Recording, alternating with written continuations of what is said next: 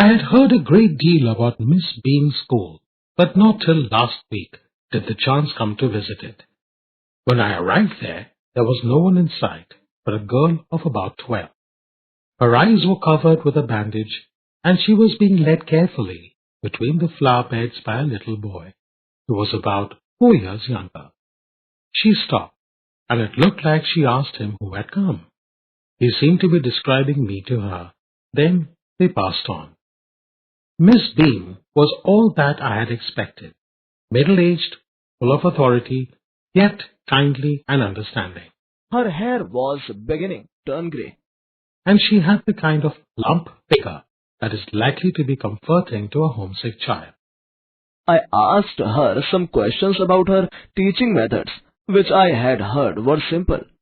No more than is needed to help them to learn how to do things. Simple spelling, adding, subtracting, multiplying, and writing. The rest is done by reading to them and by interesting talks, during which they have to sit still and keep their hands quiet. There are practically no other lessons. The real aim of the school is not so much to teach thought as to teach thoughtfulness, kindness to others, and being responsible citizens. Look out of the window a minute, will you?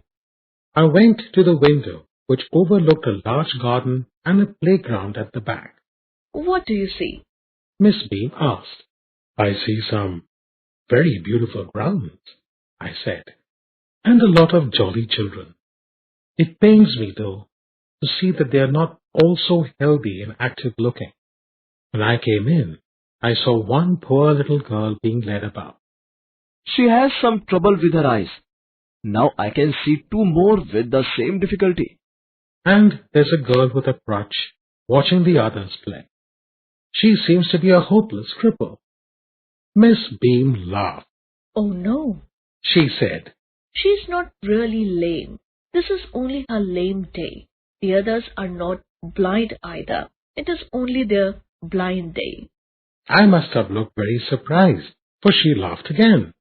This is a very important part of our system, to make our children appreciate and understand misfortune. We make them share in misfortune too. Each term, every child has one blind day, one lame day, one deaf day, one injured day, and one dumb day. During the blind day, their eyes are bandaged absolutely, and they are on their honor not to peep. The bandage is put on overnight, so they wake blind. This means that they need help with everything. Other children are given the duty of helping them and leading them about. They all learn so much this way, both the blind and the helpers. There is no misery about it. Miss Bean continued. Everyone is very kind, and it is really something of a game. Before the day is over, though even the most thoughtless child realizes what misfortune is. The blind day is, of course, really the worst, but some of the children tell me that the dumb day is the most difficult. We cannot bandage the children's mouths, so they really have to exercise their willpower. Come into the garden and see for yourself how the children feel about it. Miss Bean led me to one of the bandaged girls. There's a gentleman come to talk to you, Said Miss Bean, and left us. Don't you ever peep? I asked the girl. Oh no, She exclaimed.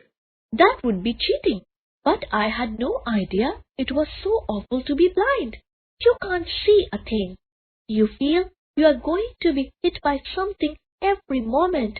It's such a relief just to sit down. Are your helpers kind to you? I asked. Fairly, but they are not as careful as I shall be when it is my turn. Those that have been blind already are the best helpers. It's perfectly ghastly not to see. I wish you would try. Shall I lead you anywhere? I asked. Oh yes, She said. let's go for a little walk. Only you must tell me about things. I shall be so glad when today is over. The other bad days can't be half as bad as this. Having a leg tied up and hopping about on a crutch is almost fun, I guess. Having an arm tied up is a bit more troublesome because you can't eat without help and things like that. I don't think I'll mind being deaf for a day.